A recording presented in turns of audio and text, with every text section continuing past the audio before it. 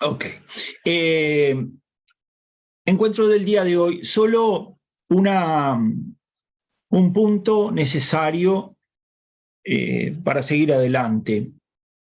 Que cuando hablamos de qué espíritu me mueve, la palabra espíritu allí designa una inclinación, un movimiento.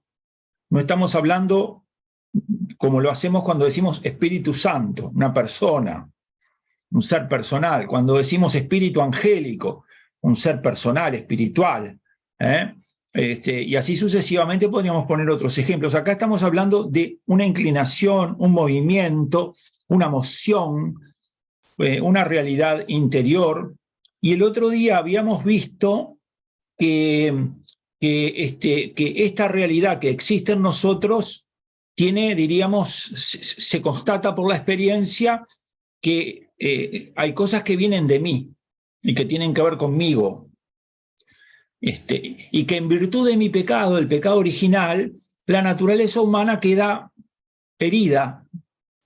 Y esa herida de la naturaleza humana hace que muchas veces lo que viene del espíritu humano no sea demasiado bueno. De hecho, en la carta a los Corintios, en la primera carta a los Corintios, en el capítulo 2, versículo 14, dice San Pablo, dice, el hombre naturalmente, ¿no? El hombre según su naturaleza, dice, el hombre naturalmente no acepta las cosas del Espíritu de Dios. Son locura para él y no las puede entender, pues solo espiritualmente pueden ser juzgadas. Quiere decir que el hombre natural tiene dificultades porque su naturaleza quedó herida por el pecado. Cristo ha venido a restaurarla, a sanarla, ha venido a tratar de darle un auxilio para que vuelva a buscar la verdad, para que vuelva a buscar el bien, para que se ordene estas realidades. Pero San Pablo constata que hace el mal que no quiere. Él mismo dice, ¿por qué hago el mal que no quiero? Porque mi mente a veces ve que esto no es bueno y lo hago. Y no hago el bien que quiero. Es decir, que hay una división, dice él, hay una ley en mí como una división. Bueno, eso es ocasionado por el pecado original. Y ese pecado original es el que viene Cristo a sanar. Por eso el bautismo perdona el pecado original, que sería la dimensión negativa, pero además introduce al niño en la condición de hijo de Dios, que sería lo positivo. Por un lado, el pecado original queda perdonado, pero es introducido en la condición filial, como hijo. Pero este perdón del pecado hace que la naturaleza tiene una inclinación, queda con una inclinación. Nosotros los católicos pensamos que eso es así. Los protestantes en realidad dicen que el hombre, después de bautizado, es cubierto con la sangre de Cristo, pero que debajo no es capaz de hacer obras buenas. De manera que nosotros y los protestantes tenemos una diferencia en el sentido de cómo queda la naturaleza humana después del pecado original. Nosotros tenemos una visión más positiva. No, Cristo la sana, Cristo la restaura, pero hay una inclinación que se ve claro en esa ley que yo les contaba recién que dice San Pablo. ¿Por qué hago el mal que no quiero y no hago el bien que quiero? Esa ley es como una inclinación. Por eso San Ignacio constata lo que todo el mundo visualiza. Hay cosas que vienen de mí, que a veces son positivas, pero que muchas veces son negativas, fundamentalmente cuando el hombre no está en gracia, cuando el hombre está en pecado, cuando el hombre está un poco oscurecido por una vida sin Dios.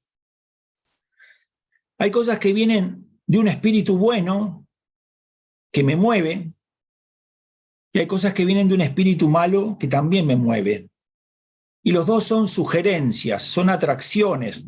Ninguno se me impone, sino que los dos tratan de moverme en una dirección o en otra dirección.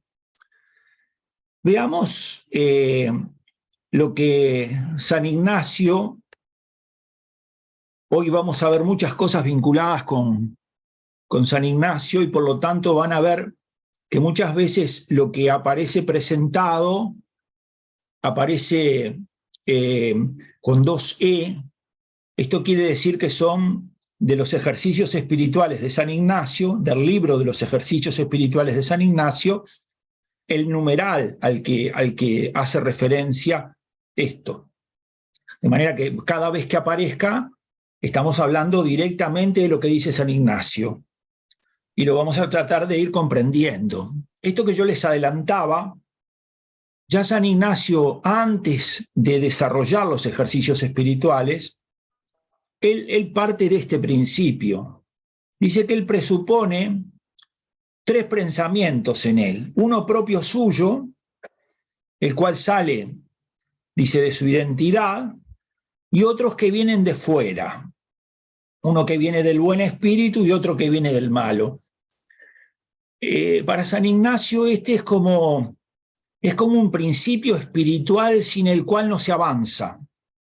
Si uno cree que todas las cosas que piensa tienen su origen en él, está equivocado. Y al estar equivocado en eso, después las formas de encarar estas situaciones no son las mejores. Recuerden que el discernimiento espiritual puede tomar un camino como este que San Ignacio enseña, o puede ser algo que una persona carismáticamente lo aprende directamente por Dios. El otro día hablábamos del Padre Pío. ¿Quién puede dudar de que el Padre Pío tenía el discernimiento de un maestro? Y sin embargo, no sabemos, pero de hecho no es que propusiera o siguiera este método. Dios le había enseñado, lo había instruido. ¿Y para qué lo hace Dios? Para tratar de que las personas que van a pedir auxilio, que van a pedir un consejo, que van a pedir una palabra, encuentren un consejo adecuado, encuentren un discernimiento correcto, de manera que puede existir ese camino, y de hecho en la Iglesia existió a través de todos los tiempos y existe también hoy, que desconociendo todo este camino hecho por San Ignacio, la persona tenga carismáticamente la gracia del discernimiento. Totalmente posible. Pero aquí tenemos un maestro que pudo describir las cosas que pasan, lo pudo hacer sistemáticamente, pudo dar un orden, pudo abrirnos la cabeza para que nosotros descubramos que en realidad las cosas que tal vez yo estoy pensando y no son buenas, no quiere decir que sean mías, ni quiere decir que sean pecados, porque en realidad el pecado sería consentir en esos pensamientos, pero no sentir los pensamientos. Hay una distinción entre sentir y consentir. De pronto yo estoy en medio de pensamientos, yo no me deleito en ellos, yo no me quedo en ellos, no, y los rechazo. En realidad, esos pensamientos de pronto no tuvieron origen en mí, sino que fueron pensamientos que me vinieron o por el mal espíritu, o por el espíritu del mundo, o por otras realidades. Pero es muy importante conocer esto, porque entonces uno, ¿verdad?, se da cuenta de que hay una verdadera batalla, y que esa batalla se está realizando en mi existencia y en mis cosas. De forma que Ignacio da cuenta de la existencia de estos 3 pensamientos, y este es el punto inicial.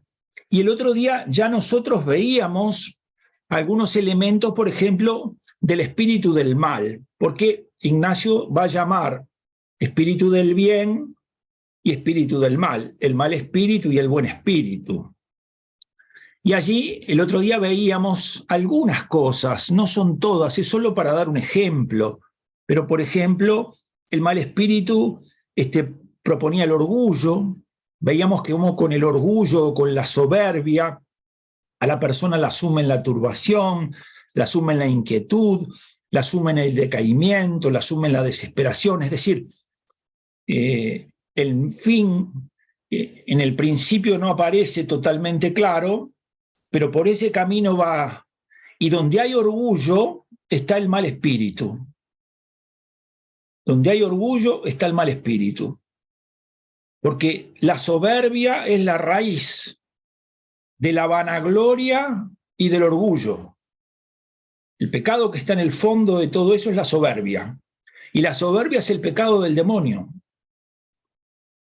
La soberbia es el pecado del demonio. De manera que después aparecen otra serie de ramificaciones y una de ellas es el orgullo. Y el orgullo, el tema es que justamente pone barreras infranqueables porque las personas que se vuelven orgullosas o las personas que se vuelven soberbias, como que se sienten autosuficientes, sienten que no necesitan de nada ni de nadie, sienten que los demás cuando se tratan de acercar a ellos y les dan una opinión, se meten en un lugar a donde no los llama y entonces se cierran.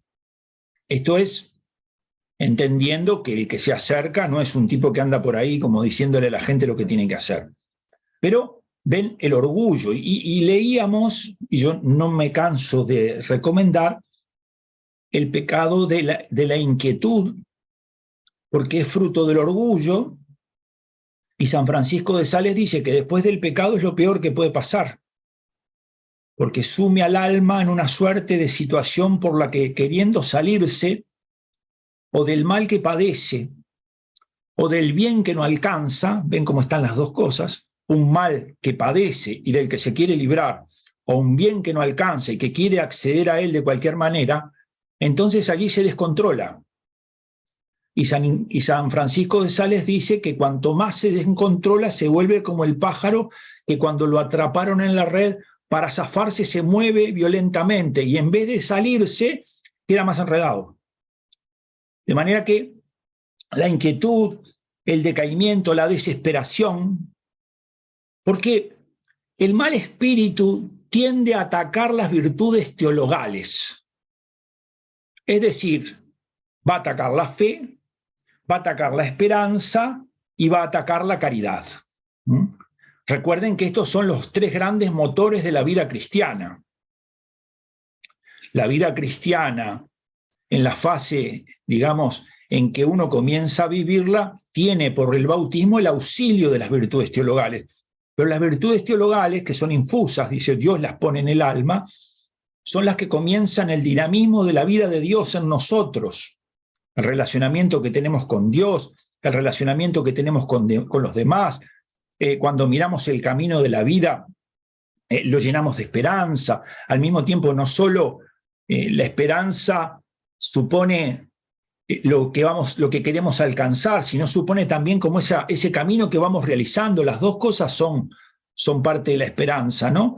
El padre Bojorge tiene una frase que parece un juego de palabras, pero que describe muy bien el tema de la esperanza. Dice, la esperanza se realiza en la espera de verse realizada. Está muy bien, porque no es solo la meta. La esperanza tiende hacia una meta, pero justamente la espera de que se realice es la esperanza ya también. Y en ese sentido, el mal espíritu va a tratar de o debilitar la esperanza o va a tratar de distorsionarla. Un elemento que muchas veces aparece cuando ataca la esperanza es el hecho de que, y es de las cosas que más se da, ustedes saben que la esperanza tiene dos realidades que son los pecados contra la esperanza. Santo Tomás de Aquino enseña que la virtud camina por el centro y que por los extremos están los males. Entonces, esta descripción de Santo Tomás lo que dice es que a la virtud, en este caso la esperanza, hay una cosa que es por exceso, por tener mucha esperanza, está mal, y hay otra que es por defecto, no tener esperanza. ¿Cuál es el defecto? La desesperación. El que no tiene esperanza, desespera. De manera que el mal espíritu, cuando intente debilitar la esperanza, puede tratar de llevar a la persona hacia la desesperanza, es decir, a no tener esperanza, a perder la esperanza. Si pierde la esperanza, le falta lo que lo tensiona hacia el futuro. La cultura en la que nosotros vivimos hoy no tiene esperanza, y por eso tanto suicidio, ¿verdad? ¿Y por qué no tiene esperanza? Porque ¿cuál es el sentido de la vida? Al no tener un sentido para la vida, entonces se debilita, porque ¿hacia dónde va? ¿Qué es lo que tiene que esperar? ¿Cuál es la tensión que tiene hacia esa realidad? ¿No? Entonces, justamente, la desesperanza es la falta de esperanza. El mal espíritu, que quiere debilitar las virtudes teologales, va a tratar de llevar hacia la desesperanza. O si no, va a ir, aunque de manera menor, hacia el sentido contrario. ¿Cuál es el pecado contra la esperanza por exceso? Por una cosa inadecuada también, a veces no se presta atención. Es la presunción. ¿Qué es la presunción? Es, no pasa nada. En la teología, la presunción se volvió, no te preocupes que al final nos salvamos todos. No te preocupes, al final nos vamos a salvar todos. Eso es presunción. ¿Por qué? Porque puede ocurrir, puede que eso ocurra, pero no nos toca a nosotros decir qué es lo que va a pasar al final. Eso le toca a Dios. De manera que ven, el mal espíritu va a debilitar las virtudes teologales o las va a tratar de volver hacia las cosas que parecen esperanza, pero están equivocadas, digamos, la quiere distorsionar. Y lo mismo va a acontecer con la fe y con la caridad. Nosotros decimos, ¿cómo es el tema de la fe? Bueno, así con esta misma mirada de Santo Tomás, ¿verdad? Hay un pecado por exceso y un pecado por defecto. ¿Cuál es el por defecto? Es decir, falta la fe. Es la incredulidad, es no creer. No creer es no tener fe. Es el pecado por defecto. De manera que allí la persona no cree. Y sabemos nosotros que la fe es una gracia, pero es una gracia que le permite a la persona vivir en este mundo, pero con una mirada que va más allá de lo que se ve en este mundo, porque tiene su origen en un testimonio, en una revelación, en una palabra que Dios le ha dirigido. ¿Y cuál es el pecado por exceso en este caso? ¿Verdad? Es un pecado que está muy a veces entre nosotros, ¿verdad? Y que tiene que ver con que hay gente que por lo general se cree cualquier cosa. Se cree cualquier cosa. Entonces, parece que tuviera mucha fe, pero hay que tener cuidado porque Dios no quiere que se le atribuyan a él cosas que él no hace ni dijo. De manera que así como hay un pecado por defecto de la fe, que es la incredulidad, hay un pecado por exceso, que tiene que ver con de pronto esa gente que es supersticiosa. La superstición es el pecado por exceso de la fe. Es decir, se cree todo. No, cuidado. La fe es una cosa seria, pero se basa en una revelación, en la revelación de Dios. Una persona que yo conocí en una parroquia y que era una mujer de muy, muy buen corazón y de buena fe, un día me contó, era una mujer de Tacuarembó, me contó que tenía una práctica. Y entonces me dijo que ella tenía que, cuando habían algunas cosas extrañas en un campo, ella tenía que entrar en el campo y allí en el medio del campo tenía que tirar unos huevos y tenía que salir caminando hacia atrás. Bueno, es una superstición. Y ahí ella parece muy creyente, pero en realidad está equivocado.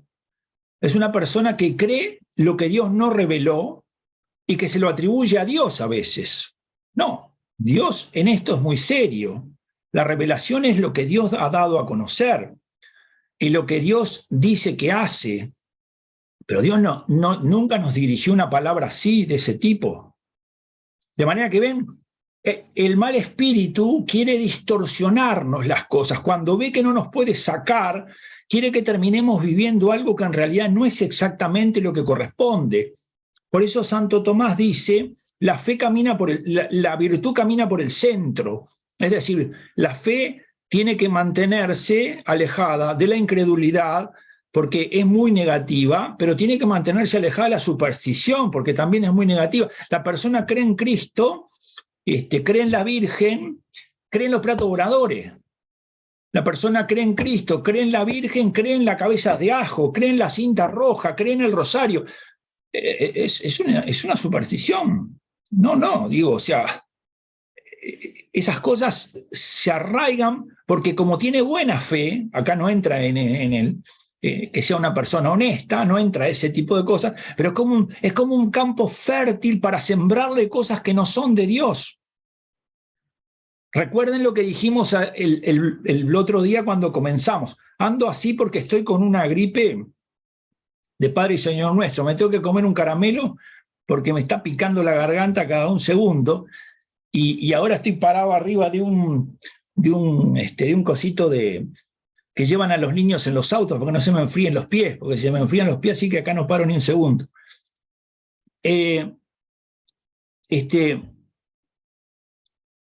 No sé para dónde iba, pero bueno. Bueno, el tema entonces, ¿cuál es? Es que no solo hay un sembrador, no hay que perder eso. Cristo allí a los apóstoles les abre los ojos. Cuidado. La parábola del trigo y la cizaña es que hay uno que utiliza una técnica similar a la de Cristo, que es sembrar, y que siembra por la noche porque es cuando nosotros estamos de pronto más distendidos. ¿Y esto qué quiere decir? Que a una persona de buen corazón que tiene tendencia a creer, va a tratar a llevar que se crea todo. Y al hacer eso, que se cree todo, su fe se comienza a distorsionar. ¿Por qué? Y bueno, porque entonces cree en el poder de la imposición de manos, pero cree también en lo que puede realizar una persona que dice que tiene poderes con sus manos. Se cree todo. ¿Pero por qué hace eso con él? Porque le va a tratar de sacar, le va a disminuir las virtudes teologales. Por eso el mal espíritu va a atacar las virtudes teologales. La fe, la esperanza y la caridad. Bueno, la caridad obviamente que es la virtud por excelencia. La virtud más eminente que tiene el cristiano es la caridad. En el cielo van a pasar la fe y la esperanza, pero la caridad no. La caridad es Dios. Por lo tanto, la caridad, el hombre está llamado en la tierra a cultivar la caridad y a que al llegar al cielo esa caridad se desarrolle en plenitud en él. Porque esa relación de amistad y de amor con Dios es lo que nutre esa vida suya. De manera que ven, el mal espíritu va por este lado, ¿no? También tiene otras realidades que el otro día las decíamos solo para mencionarlas. No va a llevar a la mortificación del corazón, no va a llevar a que uno mortifique la imaginación, por ahí no va a llevar, no va a llevar a que uno tome determinadas precauciones con relación a luchar contra la voluntad propia, porque eso es un elemento del buen espíritu, no lo va a hacer eso, de manera que ahí va a dar rienda suelta, va a tratar de que la persona vaya por ese camino y siga para adelante. Y estas cosas son las que el mal espíritu va sembrando. Recuerden, es un sembrador, siembra de noche, pero utiliza, digamos, la forma de Jesús, que es un sembrador también, siembra lo malo, porque siembra una realidad negativa para nosotros. ¿Y por qué Jesús se los enseña a los discípulos? Para que los discípulos estén atentos en este elemento. Vamos entonces a adentrarnos un poco más en esto.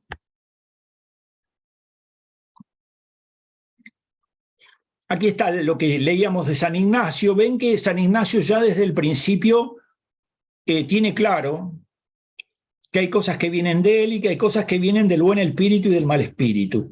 Claro, si él quiere encontrar la voluntad de Dios y vivirla, y quiere servir a Dios, y quiere servir a los hermanos tal como Dios quiere que los sirva, entonces las cosas que vienen del buen espíritu tiene que recibirlas y vivirlas, y las que vienen del mal espíritu tiene que rechazarlas.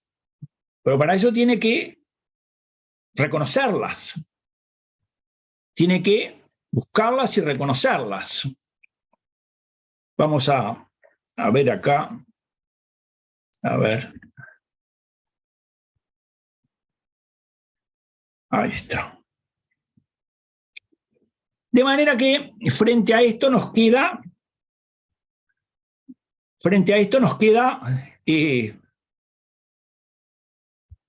lo del buen espíritu ahora, ¿verdad? Nos queda lo del buen espíritu. En la carta de los Romanos, San Pablo en el capítulo 8 habla de lo que el Espíritu de Dios hace en el hombre. Es una carta magna, lo que el Espíritu de Dios hace en el hombre. Porque el Espíritu de Dios, que había estado presente desde siempre, porque es la tercera persona de la Santísima Trinidad, después de la Pascua de Cristo, comienza a estar de un modo nuevo en el mundo, de un modo totalmente nuevo en el mundo. Es decir, ahora va a estar en nosotros. Y ese es un cambio sustancial. El Espíritu Santo, hasta que no acontece la muerte y resurrección de Cristo, la Pascua de Cristo, hasta ese momento no está en el interior de los hombres. No está. Está sobre ellos, los impulsa, los acompaña, pero estar dentro de ellos es la obra de la Pascua de Cristo. Es la obra de la Pascua de Cristo. Y en este capítulo 8, San Pablo justamente lo que nos interesa a nosotros es lo que comienza diciendo allí, ¿verdad? Dice, todos los que son guiados por el Espíritu de Dios son hijos de Dios. De manera que nosotros podemos ser guiados por el Espíritu de Dios. Y esta guía que el Espíritu de Dios realiza de nosotros es ese movimiento, esa moción por la que Él justamente va forjando en nosotros la condición de ser hijos de Dios y por la que se va uniendo a nuestro espíritu para que podamos vivir esa dimensión de hijos que somos. Por eso, allí yo puse solo algunos textos, se podrían poner muchos más, pero de hecho con estos son suficientes para ver el vínculo íntimo que hay entre el Espíritu de Dios y cada uno de nosotros. Y si ustedes se fijan, ahora decimos, bueno, vimos algo del mal espíritu. Veamos algo del buen espíritu, ¿hacia dónde va? Bueno, si el mal espíritu quiere debilitar las virtudes teologales, el buen espíritu quiere fortalecerlas. El buen espíritu, por ejemplo, quiere que se fortalezca la fe, se fortalece con el Evangelio, se fortalece, ¿verdad?, con las conversaciones de fe con los hermanos, se fortalece con alguien que nos ha dado a leer un libro. O sea que el buen espíritu va a tratar de llevarnos en una dirección para que nuestra fe se fortalezca. Va a tratar de hacer que nuestra esperanza se reanime. Es decir, va a tratar de impulsarnos, va a tratar de ayudarnos a que no nos debilitemos, va a tratar de darnos razones para que nos pongamos de pie nuevamente. Va a acrecentar la caridad, va a tratar de decirnos, cuidado con la gloria que tú andas buscando. No, la gloria es la de Dios. No aceptes estar en una realidad así. No, la gloria de Dios supone que tú tienes que olvidarte de ti. De manera que el buen espíritu va a fortalecer las virtudes teologales, va a movernos en dirección de la obra de Dios, de que queramos que el reino de Dios se instaure, de que queramos cumplir la voluntad de Dios. Va a darnos razones de que cumplir la voluntad de Dios es posible frente al mal espíritu que nos va a poner obstáculos.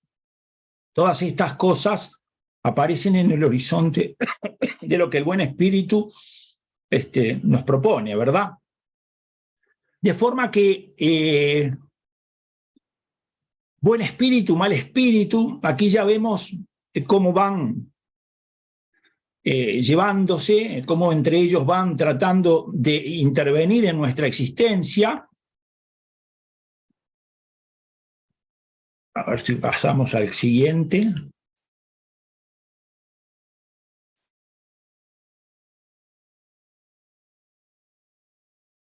Y aquí vamos a dar una mirada sobre las reglas de la primera semana. San Ignacio, a los que están realizando ejercicios en la primera semana, les da unas reglas. Y mediante estas reglas los invita a tratar de tener elementos para discernir, para tratar de poder avisorar algunas cosas. Tiene una luminosidad en estas reglas que él plantea muy grande. Como ustedes ven, allí dice Ejercicios Espirituales 313, es el numeral que aparece en la Biblioteca de Autores Cristianos, que es el libro que tiene las obras completas de San Ignacio. Y entonces él ahí en esas primeras semanas dice, bueno, reglas para sentir y conocer las varias mociones que se causan en el alma, las buenas para recibirlas y las malas para lanzarlas, para rechazarlas. Evidentemente que aquí hay que clarificar un poquitito qué supone sentir y conocer, es decir, qué es lo que él quiere decir cuando dice estas cosas. Cuando dice sentir y conocer, bueno, tenemos que ver estas tres realidades. Sentir quiere decir caer en la cuenta, es tratar de caer en la cuenta. Déjame abierto ahí porque hace un calor acá, Dios mío.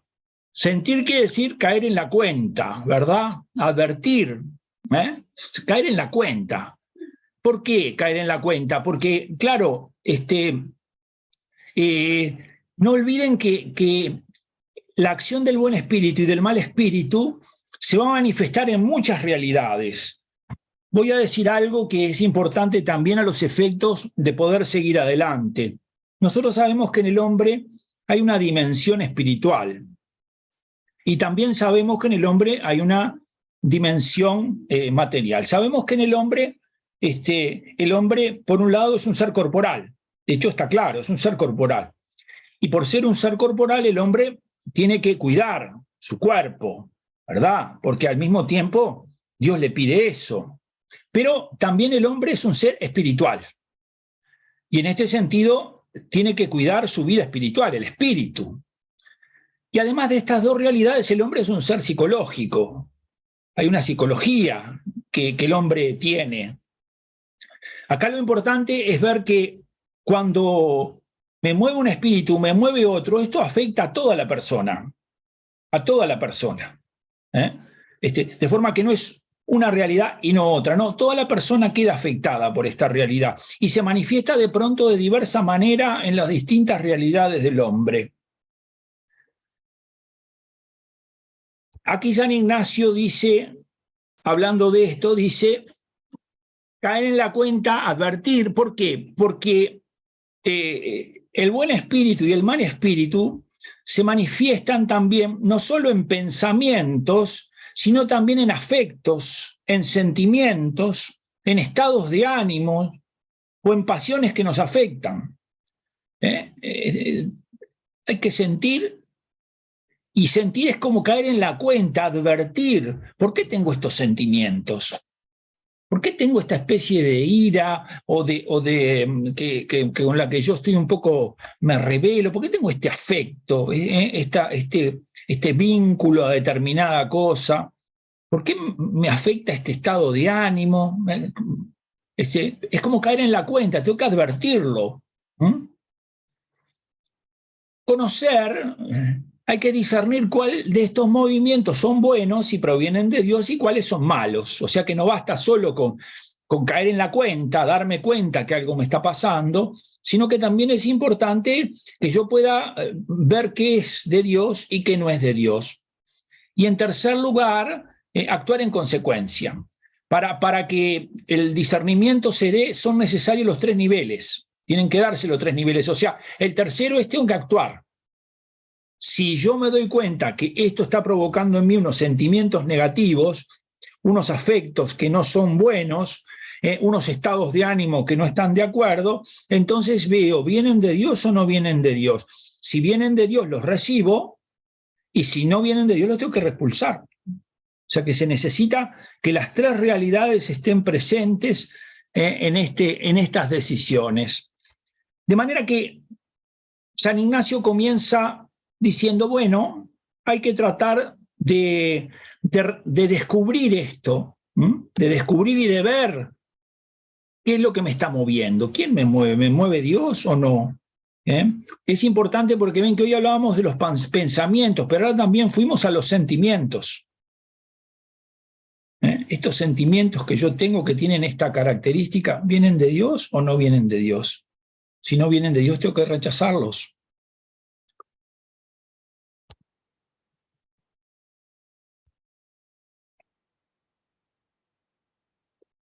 En el caso del movimiento de conocer, hay que reconocer con San Ignacio que esto no solo es una cuestión intelectual, no es tener una serie de formaciones y demás para llegar a una conclusión. No, acá estamos en el ámbito también del amor, porque nosotros amamos a Dios y el amor nos enseña, de manera que el conocimiento va más allá de lo que tiene que ver con lo que intelectualmente podemos nosotros avisorar, de algo que va más allá.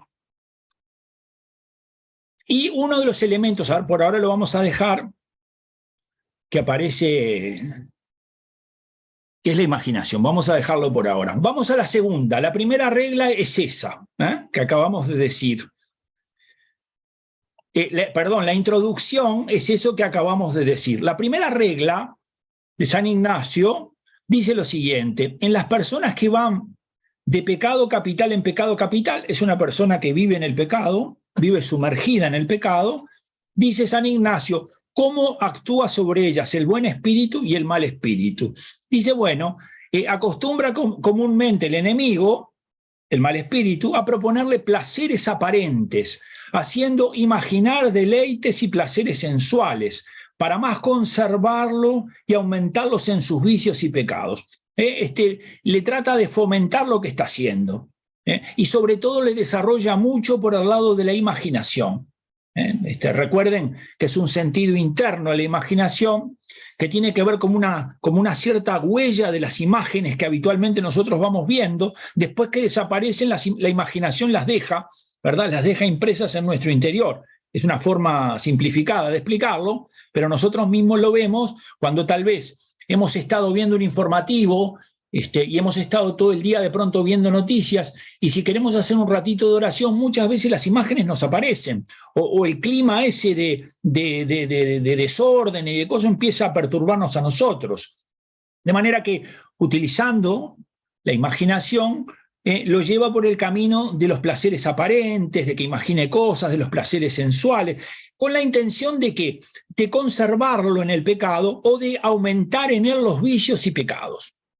Quiere retenerlo. ¿Y cómo lo va a hacer? Por este camino. Mientras que, ¿qué hace el Espíritu de Dios? El Espíritu contrario, el buen Espíritu, va a remorderle la conciencia.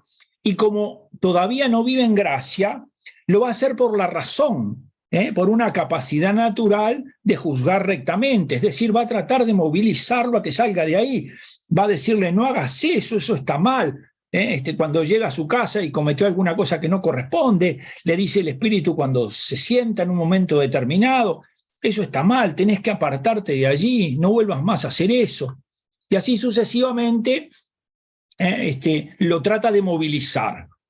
La segunda regla de San Ignacio dice, bueno, el caso anterior era los que viven en pecado mortal, pero habla de un segundo grupo. ¿Cuál es el segundo grupo? Los que van intensamente purgando sus pecados.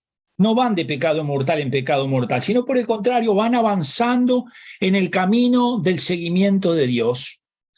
Dice, van intensamente purgando sus pecados. Porque acuérdense que la primera fase de la vida espiritual es la purificación. Para que el leño se vuelva fuego, tiene que perder todo lo que le impide quemarse. Por lo tanto, al ser echado ese leño al fuego, lo primero que hace, tira para afuera toda el agua que hay dentro de él, o si está verde, tira humo, pero es decir, tiene que liberarlo de las cosas que le impiden unirse a Dios, que es el fuego. De manera que esas personas que van purificándose y que de hecho comenzaron un camino de fe y se acercan a la iglesia y entonces dicen, mirá qué bárbaro, no, estoy en este camino de Dios, pero empiezan a ver que su vida le empieza como a mostrar cosas que no estuvieron bien y se empieza a arrepentir de sus pecados, de pronto ve que trató a alguien de su familia mal y no debió hacerlo, empieza a purgar sus pecados intensamente. Bueno, ¿cómo actúa el buen espíritu y cómo actúa el mal espíritu? El espíritu del mal lo va a tratar de entristecer, le va a poner impedimentos, lo va a inquietar con falsas razones, le va a decir, no, no tomes por ahí, no, estás equivocado, esto que estás haciendo no está bien, abandonás a tu familia, hiciste tal cosa, lo acusa. ¿Cuál es la intención? La intención es frenarlo, ¿eh? ¿Y el buen espíritu qué hace frente a esta propuesta del mal espíritu? El buen espíritu le da ánimo, le dice que siga adelante, le da consolaciones, le da lágrimas, es decir, muchas veces se encuentra o conmovido por la palabra de Dios que escucha, o conmovido porque ve sus pecados y no le gusta lo que ve de su vida, le da Hola, se cortó inspiraciones. el audio. No sé, digo, acá por lo menos yo lo tengo habilitado. Ahora sí lo escucho, pero se había perdido, gracias. Inspiraciones, quietud, todas estas cosas, ven, ¿qué hace? El buen espíritu lo libera de los impedimentos, el mal espíritu le quiere poner impedimentos y el buen espíritu lo libera. Quiere decir que aquí están los dos ejemplos de los que van de mal en peor, de pecado en pecado, y de los que van de bien en mejor, intensamente purgando. Ven que el espíritu bueno y el malo actúan de manera contraria. Unos para dejar adentro y tratar de mantenerlos esclavizados a los que viven en el pecado, y otro para tratar de ayudarlos a liberarlos. Entonces cada uno va como buscando ese camino para que la obra de Dios se pueda realizar. Veamos entonces ahora la tercera regla de San Ignacio de las 14 de la primera semana. En la tercera regla, San Ignacio va a introducir un concepto muy conocido, conocidísimo por todos, que ha ayudado a muchísimas personas. Va a definir lo que se llama el estado de consolación. Dice San Ignacio, llamo consolación, y en este apartado, en esta tercera regla, va como a dar como tres pautas. Dice en la primera de las pautas, cuando en el alma se causa alguna emoción interior, con lo cual viene el alma a inflamarse en amor al Creador y Señor, y también cuando ninguna cosa creada sobre la faz de la tierra puede amar en sí, sino en el Creador de todas ellas. Quiere decir que la consolación es como una especie de gozo profundísimo que está en el corazón de la persona. Se llena de gozo, se llena de alegría, se siente consolado, siente un gran amor por Dios, por Jesucristo, por la Virgen, siente que todas las cosas las puede amar en ellos, se siente pleno, ¿verdad? ¿No? Primera expresión que San Ignacio da. Segunda, asimismo, también es consolación, dice San Ignacio, cuando lanza lágrimas movidas a amor de su Señor, sea por el dolor de sus pecados o la pasión de Cristo, o de otras cosas derechamente ordenadas a su servicio y alabanza. Bueno, en ese camino yo de pronto tomo conciencia de mis pecados y a veces no los lloro desesperadamente, pero me genera un cierto dolor haber ofendido al Señor. Recuerden que en este caso, y es muy importante, San Francisco de Sales dice que de los frutos de la tristeza, 2 solamente son buenos. Dice que 5 son malos y 2 solamente son buenos. Los 2 frutos de tristeza que son buenos son cuando la tristeza me mueve a la misericordia o cuando me mueve al arrepentimiento. De manera que aquí estamos en ese plano. Es un gozo porque en realidad siento que el Señor me ama, me ha perdonado, que ese perdón del Señor llena mi corazón, llena mi esperanza, y entonces me siento consolado, la consolación, me siento en paz, a pesar de que he cometido pecado, pero he experimentado el perdón y el perdón me ha llenado el corazón. Como tercera acentuación en esta tercera regla, acuérdense, primero, ese amor que inflama el corazón. Segundo, cuando hay lágrimas. Y el tercero dice, finalmente llamó consolación a todo aumento de esperanza, fe y caridad. Vieron que el mal espíritu hacía que las virtudes teologales cayeran o se desvirtuaran, mientras que el buen espíritu hace que las virtudes teologales se levanten. Acá se dice que cuando hay un aumento de fe, cuando hay un aumento de esperanza o cuando hay un aumento de caridad, en realidad es consolación. Dios me está consolando, Dios está fortaleciendo mi fe. Siento que creo y quiero comunicarle la fe de pronto a alguna persona con la que converso, le quiero decir cómo estoy viviendo esto, ¿verdad? Hay un aumento de esperanza, fe y caridad.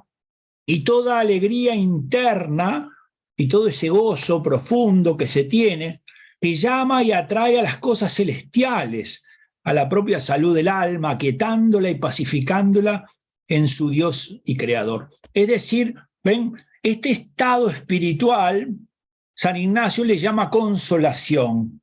Todos nosotros pasamos por momentos de consolación. ¿Cuánto dura una consolación? No sabemos.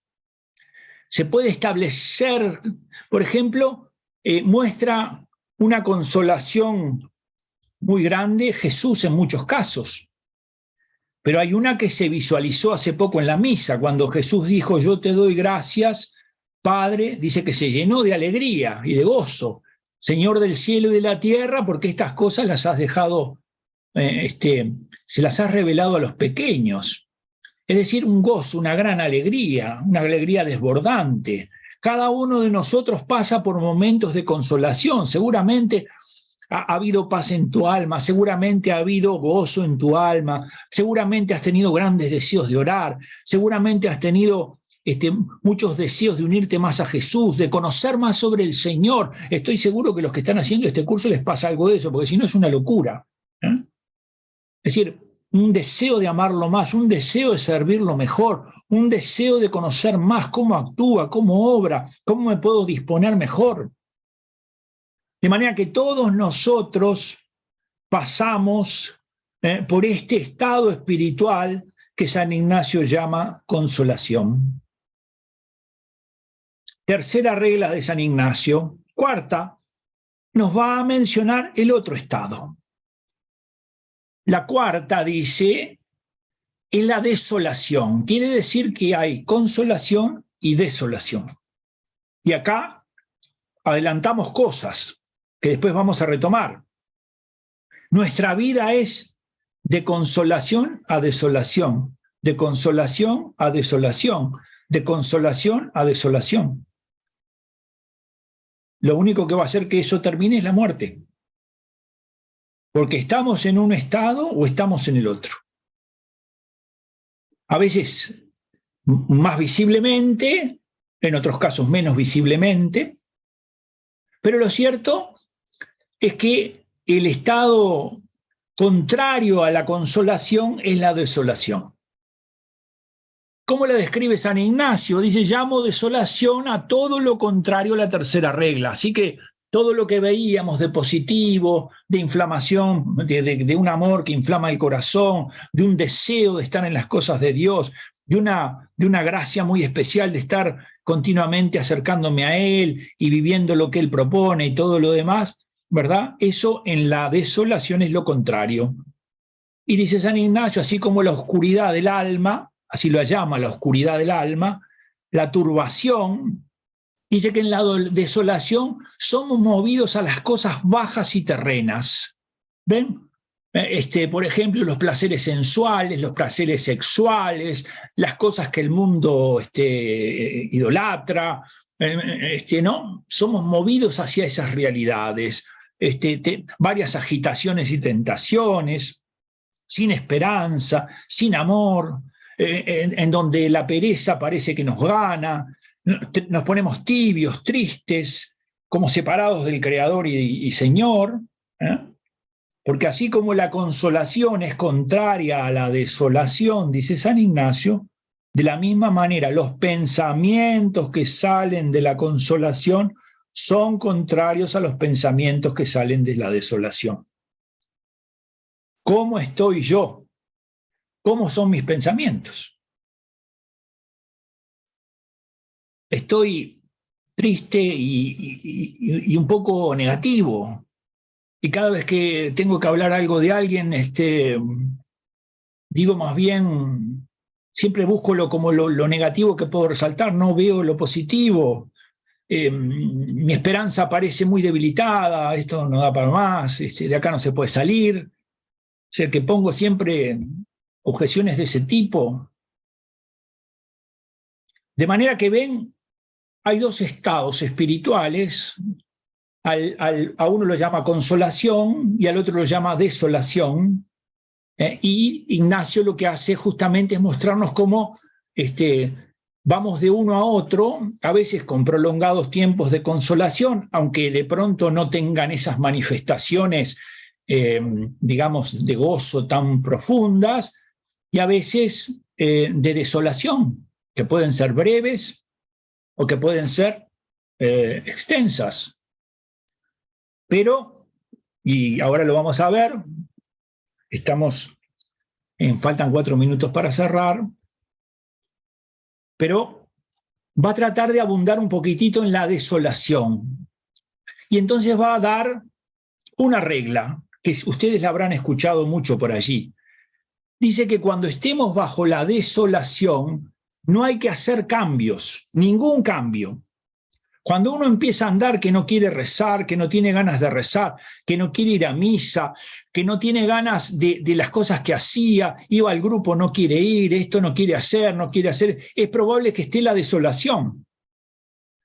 Y San Ignacio dice que las decisiones no pueden ser tomadas en tiempo de desolación, porque seguramente uno se equivoque. Seguramente la decisión que se toma estando desolado trae una equivocación. Por eso él comienza diciendo, en tiempo de desolación no hay que hacer mudanza. Por ejemplo, una persona es religiosa, yo qué sé, y está pasando un momento de crisis, y entonces quiere tomar una decisión. Dice, tengo que tomar una decisión porque tengo que tomar una decisión porque siento un poco como en crisis. Perfecto, bien. No en este momento que estás en desolación. Tienes que esperar. No tomes la decisión ahora. La decisión no podés tomarla porque no tenés las condiciones para hacer una buena elección. Hay que esperar a que se pase la desolación. No estás en condiciones. Tu mirada, tu interior, tus pensamientos, las cosas que interiormente sentís están orientándote mal. No es que no tengas después que decidir, capaz que terminás saliendo, pero no es este el momento. Tenés que dejar que esto pase. De manera que San Ignacio, y con esto vamos a terminar esta regla, que es la quinta, dice y esto sirve para todo, ¿no? En tiempo de desolación, nunca hacer cambios, estar firme y constante en los propósitos y determinación en que estaba el día anterior a entrar en desolación o en la determinación que estaba antes. Si hasta ahora yo hacía tal cosa, trato de seguirlo haciendo, pero es que no tengo ganas, no importa, más vale que lo sigas haciendo. Porque lo que te puede ayudar en este camino, por ejemplo, es eso. Es como esta lucha que le vas a plantear a la desolación. No vas a seguir lo que te propone, porque así como en la consolación nos guía otro principio clarificador, el buen espíritu, así en la desolación, el malo, con cuyos consejos no podemos tomar camino para acertar. De manera que si uno se encuentra en desolación, no tiene que hacer cambios. No tiene que hacer cambios. Tiene que esperar para hacer los cambios. Y yo estoy molesto con el párroco porque no sé qué hizo y veo que no está haciendo lo que yo pienso y no corresponde. Entonces he tomado la decisión, me empezaba a sentir un poco mal, no tengo ganas de la parroquia y al final he tomado la decisión de no ir más. No, digamos, espera a que pase ese momento y después toma la decisión. ¿Por qué? Porque en tiempo de desolación es el mal espíritu el que mueve, porque lo ayuda a él viendo la situación espiritual en la que te encontrás. Lo ayuda a él. De manera que, y con esto terminamos, San Ignacio con las reglas nos ha introducido en dos conceptos que son vitales: la consolación y la desolación. Estos son estados espirituales, los dos estados espirituales. Y estos estados espirituales tienen a su vez actores, el buen espíritu y el mal espíritu. Y ya se puede saber que cuando uno está en el estado de consolación es bueno que tome decisiones, es bueno que vaya adelante, es bueno porque lo está moviendo el buen espíritu, seguro que las decisiones que va tomando van a ser buenas, pero que cuando está en la desolación no es conveniente, no es conveniente. Es habitual que la persona venga a plantear que ha tomado una decisión o que quiere tomar una decisión enojado por alguna realidad, y esto lo ha alterado, le ha alterado el ánimo, le ha debilitado las virtudes teologales, ya no tiene tanta gana de orar, ya no tiene tal cosa, ya no tiene tal otra. Ahora vamos a ver por qué él se va a detener en la desolación. Él se va a detener, él va a explicar por qué caemos en desolación. Y además va a explicar cómo se puede ayudar a salir de la desolación, cuáles son los elementos que serían favorables. Bueno, si Dios quiere, el próximo jueves ven que él tiene 14 reglas para discernir, y comienza hablando de los que van de pecado en pecado o los que van de bien en mejor, y después empieza a mostrarles que hay unos estados espirituales que son la consolación y la desolación, por donde uno pasa, y en donde en uno de ellos está más abierto a la acción del buen espíritu y en otro está más movido por el mal espíritu. ¿Quiere decir que cuando uno está en desolación está en pecado? No, no tiene nada que ver con eso.